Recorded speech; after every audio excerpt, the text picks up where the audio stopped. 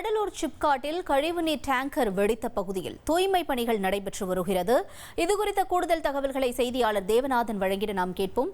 தேவநாதன், வணக்கம். தற்பொழுது இந்த தூய்மை பணிகள் நடைபெற்று வரக்கூடிய நிலையில அந்த பகுதியில் இருக்கக்கூடிய மக்கள் தரப்பிலிருந்து என்ன சொல்லப்படுது, என்ன நிலவரம்? கடலூர் சிப்காட் பகுதியில் இருக்கிற ஒரு சாயப்பட்டறை தொழிற்சாலையிலிருந்து அதிகாலையில பார்த்தோம் அப்படின்னா கழிவு நீர்களை தேக்கி வைத்திருந்த ஒரு டேங்க் ஆனது வெடித்தது. இந்த டேங்க் பார்த்தோம் அப்படின்னா 6 லட்சம் லிட்டர் கொள்ளளவை கொண்டது.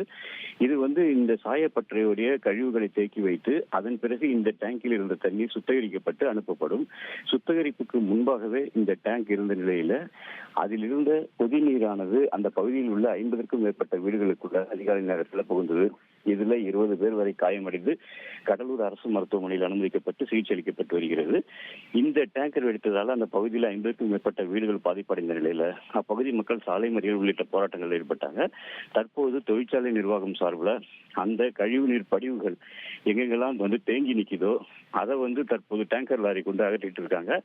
அதே வேளையில பல்வேறு இடங்கள்ல அந்த மணல்களில் தேங்கி இருந்த அந்த கழிவுகளை அகற்றும் பணியும் அதனை தொடர்ந்து அதன் மேல ப்ளீச்சிங் பவுடர் போடுற பணி நடந்துட்டு இருக்கு.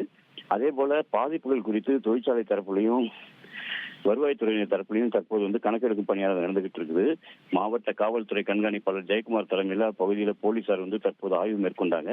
ஆய்வுக்கு பிறகு இந்த பகுதியில தொடர்ந்து நிலவி வரும் ஒரு பதற்றத்தை தணிக்கும் விதமாக தற்போது கூடுதல் பாதுகாப்பும் போடப்பட்டுள்ளது.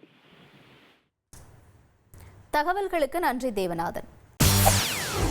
செய்திகளை உடனுக்குடன் தெரிந்து கொள்ள உடனே சப்ஸ்கிரைப் பண்ணுங்க.